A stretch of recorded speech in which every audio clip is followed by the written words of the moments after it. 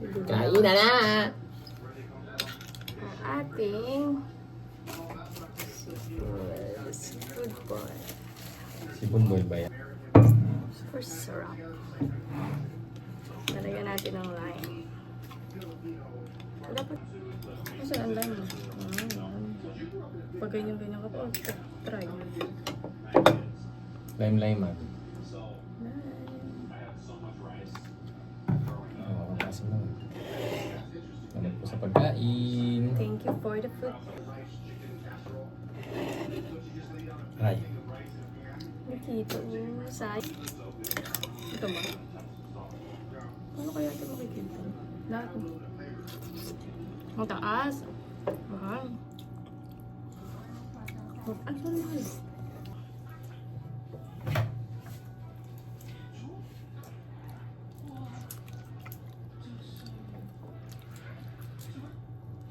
Namunti pa kayo kasi, no? Oo. Namunti.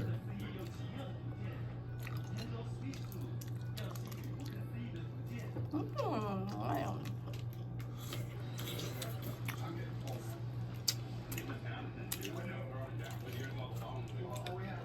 Lambot ng...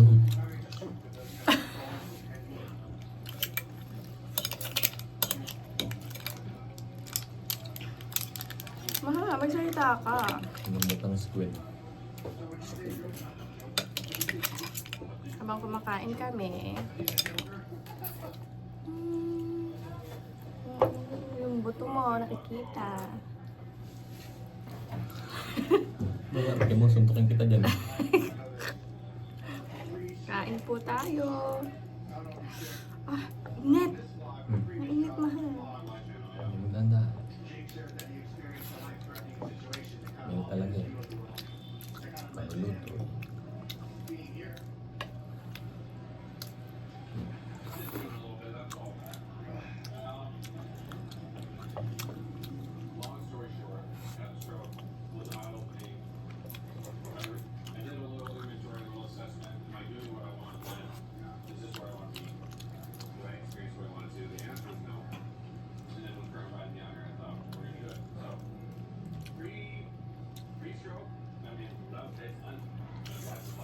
Up.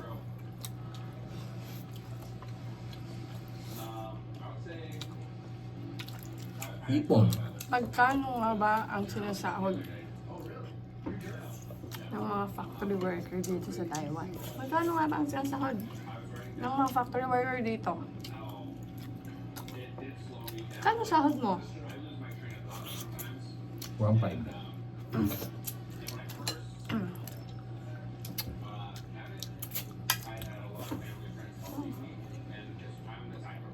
Ito na sa lime. Eh kasi ang unti lang nalagay mo, mahal.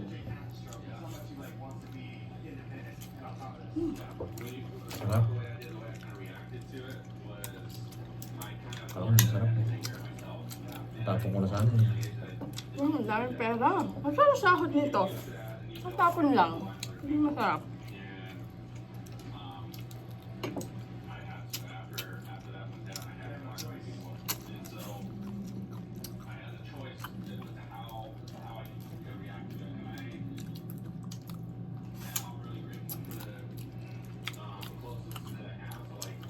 Sige. Sabi ka pa. Oo.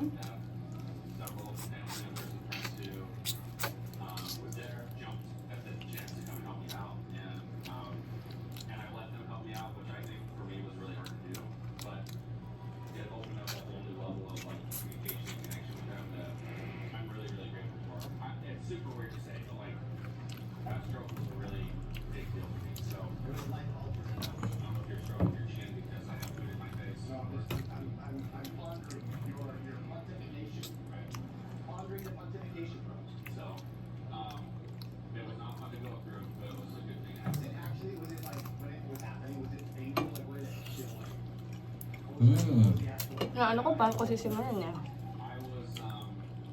Magkano nga ba ang sahod ng factory worker dito sa Taiwan? Ang sagot dyan ay... Ang sagot doon? Ah, Bumbuis eh. depende. Depende yun sa company. Depende sa company na pinagtatrabahuan mo. Ako, tulad ko, tuto ang schedule namin.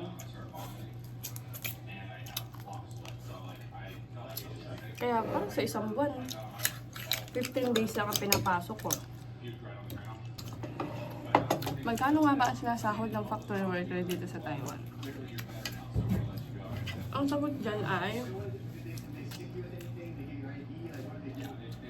Kung magkano basic, it depends. Depende. at Kasi, magkano ba, ilan ang pasok mo? magkano ba ang basic ngayon mahal? 29,000? 30 na. 30 na? Ang basic daw ay 30,000 plus. Ewan ko kung paano. Hindi ko na alam kasi hindi ako nasahod ng basic. Kaya, depende naman sa company. Depende sa schedule mo, ng pasok mo. Kasi, may mga company na tutula ang schedule. May 3-1, 4-1, 4-2, 5-1, 5-2. Kaya depende yung yung sahod mo. Hindi mo sasabihin na pagdating mo dito, malaki ang sahod mo. Tapos napuntahan mo palang company, tuto lang ang schedule. Tapos naasa ka na, super sa laki ang sahod mo. Hanggang aasa, masasaktan ka lang kapag ganun. Kasi, Depende pa rin pag may OT. Pero pag halimbawa, tuto ang schedule mo, o 3-1, tapos, Walang OT. walang OT, Aray ko po. masakit. Kasi baka mas mababa pa yan sa minimum ng Taiwan. Ay, papasok mo lang, kalahating buwan lang. 15 days sa isang buwan. Diba?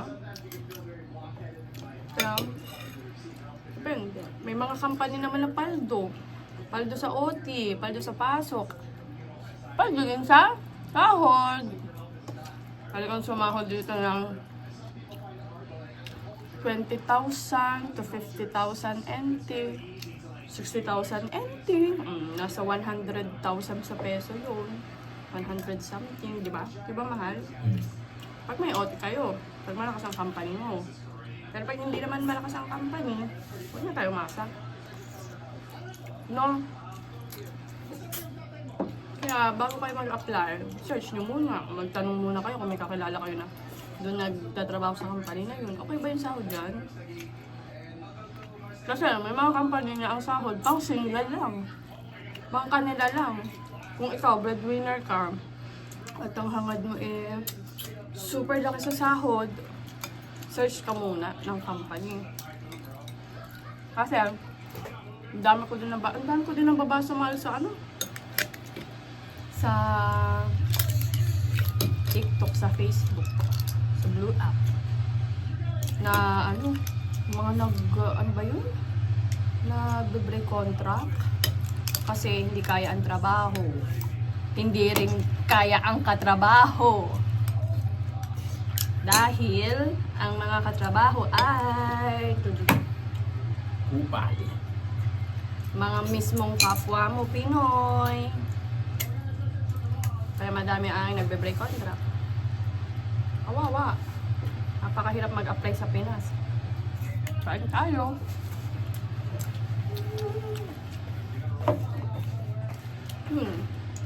Naabot naman ang sahod, naabot ng nasa 100,000 sa peso 100, 120. Naabot din minsan ng 50,000. Hindi lang yung paldo. Lalo ang company. Ganun naman Yun naman ang totoo. Swerte ka na lang kung paldo ang mapuntahan mong company. Pero pag paldo ka, ibig sabihin pagod ka. Kasi maraming araw ay papasok mo. 12 hours ang pasok dito. Kung kaya mo, apply ka na. Worth it? Worth it ba ang Taiwan? Mahal? Oo naman. Worth it. Worth it dito. Parang sa Pilipinas. kung ikukumpara mo. Hindi ka makakabuhay. Kahit sarili mo siguro, hindi mabuhay. Baka sarili mo lang, mabubuhay mo. Eh dito, iba-iba. Kasi syempre, mas malaki talaga. Huwag na lang maghangad ng ano, huwag na lang pagdating puro reklamo. No, mahal, ang dami din ganun eh, mga bago. Liit pala ng sahod dito. Ano ka ng malaki? Punta ka sa ibang bansa pa. Eh dito, napakalapit lang nito sa Pinas. 4 hours. 3 hours biyahe, 4 hours. Yes, diba? I'm done. Saka kung paano mo i-handle. Meron kasing mga taong ang laki ng sahod, ang laki din naman ng gastos. Ang laki din gumastos. May mga tao din ang baba ng sahod, pero ang daming naiipon. Pero depende naman yun sa'yo. Depende yun sa atin. Kain! Kain na kayo.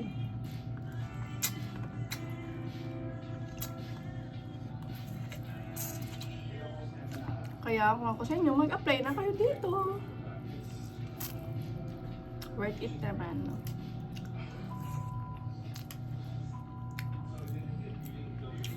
Kakabili ka ng gusto mo. Kakain mo yung gusto mo. Ano ka pa?